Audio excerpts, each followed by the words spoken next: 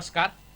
आज निज आषाढ शुक्ल एकादशी शके 1937 आषाढी एकादशी सादर करीत आहोत ठाणे वार्ता। ठळक घडामोडी। धरणांच्या पाणलोट क्षेत्रात होणाऱ्या चांगल्या पावसामुळे धरणांच्या पाणीसाठ्यात मोठी वाढ। विटावा पुलाखालील पदपथांवर दुचाकी स्वारांचा उच्छाद, पादचारी हैराण। आणि आषाढी एकादशी निमित्त विठ्ठल मंदिरात भाविकांच्या दर्शनासाठी रांगा। या आणि इतर घडामोडी विस्तृतपणे पण काही क्षणातच। ठाणे वार्ता पहा श्रीस्थानक वाहिनीवर। आता सकाळी 9:15 पासून रात्री 9:15 पर्यंत ठाणे वार्ता, ठाण्यातील पहिलं दृकश्राव्य माध्यम। श्रीस्थानक वाहिनी ठाण्याची स्वतःची वाहिनी। ठाण्यातील घडामोडी, कार्यक्रम, वादविवाद, अगदी गाणी, नाटक याचा आनंद घर बसल्या पहा श्रीस्थानक वाहिनी। आपल्या ठाण्याचं हक्काचं व्यासपीठ श्रीस्थानक वाहिनी। ठाणे वार्ता आता संकेतस्थळावर देखील ठाणेवार्ता.com वर क्लिक करा आणि ठाण्याच्या घडामोडी जाणून घ्या। ठाण्यातील पहिलं ऑनलाईन माध्यम ठाणेवार्ता.com। नमस्कार मंडळी, तर रविवारी पाहायला विसरू नका। नमस्कार मंडळी, आपल्या प्रश्नांचं थेट उत्तर। ठाणे वार्ता पहा श्रीस्थानक वाहिनीवर। आता सकाळी 9:15 पासून रात्री 9:15 पर्यंत ठाणे वार्ता, ठाण्यातील पहिलं दृकश्राव्य माध्यम। आज आषाढी एकादशी। आषाढी एकादशीच्या निमित्ताने विठ्ठल नामाचा गजर आणि टाळ मृदुंगाच्या निनादात जिल्ह्यातील पांडुरंगाची मंदिरं दुमदुमली असून हजारो भाविकांनी दर्शनासाठी विठ्ठल मंदिरांसमोर लांबच लांब रांगा लावल्याचं चित्र दिसत होतं। कोपिनेश्वर मंदिरातील विठ्ठल मंदिरात भाविकांनी दर्शनासाठी रांगा लावल्या होत्या। ठाणे जिल्ह्यात बिर्लांनी बांधलेलं शहाडचं विठ्ठल मंदिर प्रसिद्ध आहे। आज पहाटेपासूनच या मंदिरात पांडुरंगाच्या दर्शनासाठी भाविकांनी एकच गर्दी केली होती। विठ्ठलाची षोडशोपचार पूजा झाल्यानंतर दर्शनासाठी भाविकांना मंदिरं खुली करण्यात आली। यावेळी प्रसाद म्हणून खिचडीचं वाटप केलं जात होतं। केवळ मंदिर परिसरच नव्हे तर सर्वत्रच आषाढी एकादशी निमित्त भक्तिभावाचं वातावरण भारून गेलं होतं। कोणताही अनुचित प्रकार घडू नये म्हणून पोलिसांनी कडेकोट बंदोबस्त ठेवला होता। ठाणे महापालिका क्षेत्रातील वरिष्ठ महाविद्यालयातील प्रवेशाची संख्या वाढवून द्यावी अशी मागणी एका निवेदनाद्वारे मुंबई विद्यापीठाचे कुलगुरू डॉक्टर संजय देशमुख यांच्याकडे केली आहे।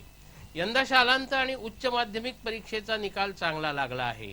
मोठ्या संख्येने विद्यार्थी उत्तम गुणांनी या परीक्षा उत्तीर्ण झाले असल्यामुळे प्रवेशाची समस्या निर्माण झाली आहे। महाविद्यालयात उपलब्ध असलेल्या जागा आणि त्यामुळे प्रवेशावर आलेली मर्यादा पाहता अनेक विद्यार्थी प्रवेशापासून वंचित राहत आहेत। महाविद्यालयातील प्रवेशाची संख्या वाढवल्यास विद्यार्थ्यांचं शैक्षणिक वर्ष वाया जाणार नाही। यासाठी ही संख्या वाढवण्याची मागणी महापौर संजय मोरे यांनी एका निवेदनाद्वारे कुलगुरूंकडे केली आहे।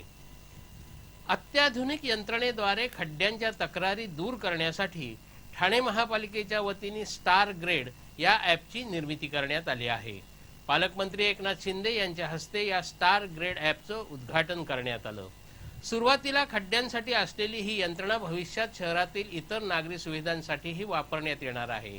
सध्या हे ॲप अँड्रॉइडवर उपलब्ध करून देण्यात आलं आहे। हे ॲप डाउनलोड केल्यानंतर यामधील फॉर सिटीझनवर जाऊन आपल्याला ज्या विभागातील खड्ड्याविषयी तक्रार करायची आहे तो खड्डा मोबाईल कॅमेऱ्यात टिपल्यास त्या खड्ड्याच्या ठिकाणाची माहिती आपोआप मिळू शकते।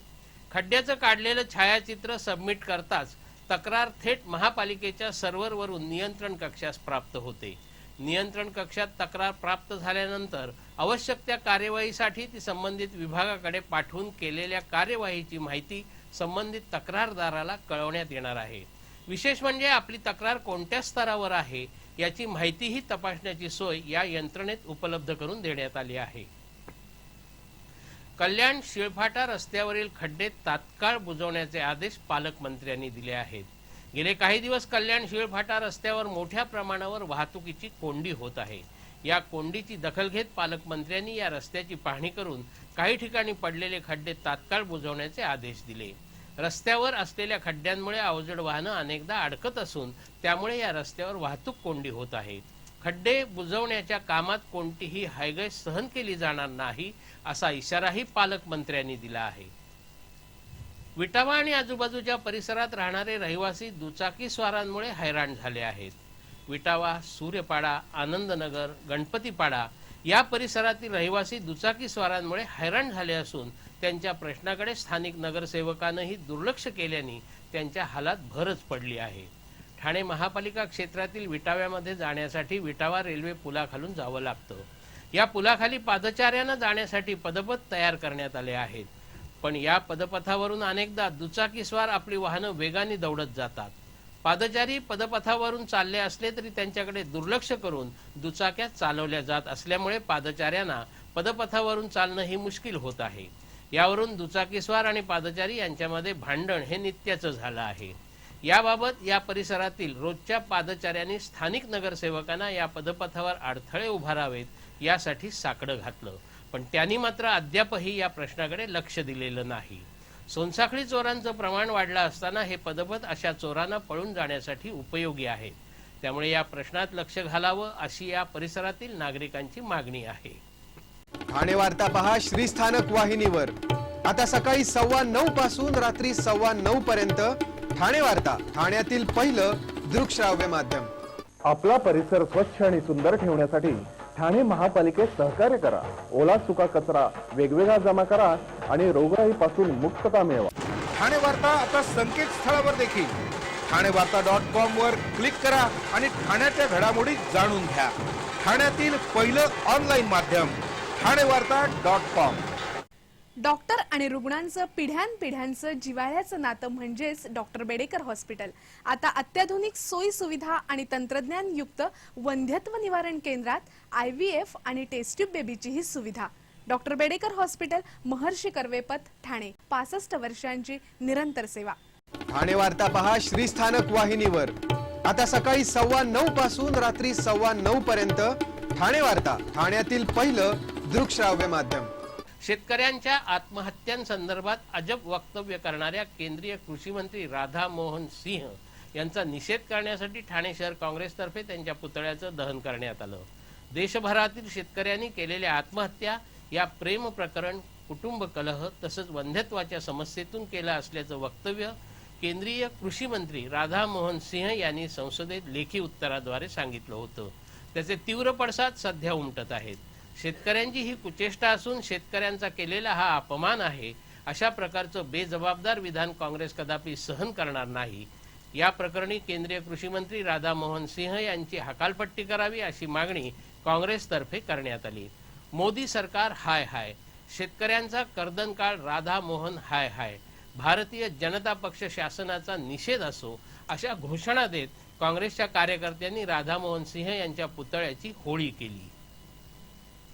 ठाण्यामध्ये पावसाचा जोर काहीसा उतरला असला तरी आज जवळपास 4 ठिकाणी झाडं पडण्याच्या घटना घडल्या. सुदैवाने यामध्ये कोणतीही हानी झाली नाही. गेले 2 दिवस पावसाचा जोर काहीसा ओसरला आहे. अधूनमधून पावसाच्या जोरदार सरी कोसळत असल्या तरी त्यामध्ये सातत्य नसल्याने फारसा त्रास झालेला नाही.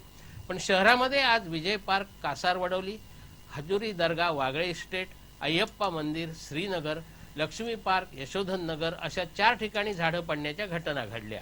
मात्र सुदैवाने यामध्ये कोणतीही हानी झाली नाही. अन्न आणि औषध प्रशासनाने पुण्यातील एका गोदामावर छापा मारून सुमारे 5.25 लाखाचा सुगंधी पान मसाला जप्त केला आहे. शासनाने गेल्या वर्षी पान मसाला, तंबाखू अशा तंबाखूजन्य पदार्थांच्या विक्री, खरेदी आणि खाण्यावर बंदी घातली होती. मात्र तरीही सुगंधी पान मसाला, मावा अशा तंबाखूजन्य पदार्थांची अन्य नावाने विक्री सुरूच आहे. अन्न आणि औषध प्रशासनाला मिळालेल्या माहितीनुसार भिवंडीतील पूर्णा येथील गोदामावर अन्न आणि औषध प्रशासनाच्या पथकाने छापा घातला आणि शेख अहमद या गोदामाच्या मालकाला आणि रोहित मालदे या वाहतूकदारास अटक करण्यात आली आहे. या गोदामातून विमल पान मसाला, शुद्ध पान मसाला, तंबाखू, रजनीगंधा पान मसाला असा 5,24,000चा साठा जप्त करण्यात आला आहे. ठाणे जिल्ह्यात गेल्या 24 तासात सरासरी 21 मिलीमीटर पावसाची नोंद झाली आहे. धरणांच्या पाणलोट क्षेत्रात होणाऱ्या पावसामुळे धरणांच्या पाणीसाठ्यातही चांगलीच वाढ झाली आहे. ठाणे तालुक्यात 15 मिलीमीटर, कल्याण 10, मुरबाड 26, उल्हासनगर 29, अंबरनाथ 24, भिवंडी 28 तर शहापूर तालुक्यात 17 मिलीमीटर पावसाची नोंद झाली आहे. धरणांच्या पाणलोट क्षेत्रात चांगला पाऊस होत आहे. शनिवारी भातसा धरणाच्या परिसरात 114 मिलीमीटर तर काल 49 मिलीमीटर पाऊस झाला. बारवी धरणाच्या परिसरात शनिवारी 28 तर काल 30 मिलीमीटर पाऊस झाला. त्यामुळे धरणांच्या पाणीसाठ्यात गेल्या आठवड्याच्या तुलनेत चांगलीच वाढ झाली आहे. भातसा धरणाची पाणी साठवण्याची क्षमता 942 दशलक्ष घनमीटर असून सध्या या धरणात 463 दशलक्ष घनमीटर पाण्याचा साठा आहे. म्हणजे धरणात आत्ता 49% पाणी साठा आहे. तर बारवी धरणाची क्षमता 180 दशलक्ष घनमीटर असून सध्या धरणामध्ये 54 दशलक्ष घनमीटर पाण्याचा साठा आहे. म्हणजे धरणात 30% पाण्याचा साठा आहे.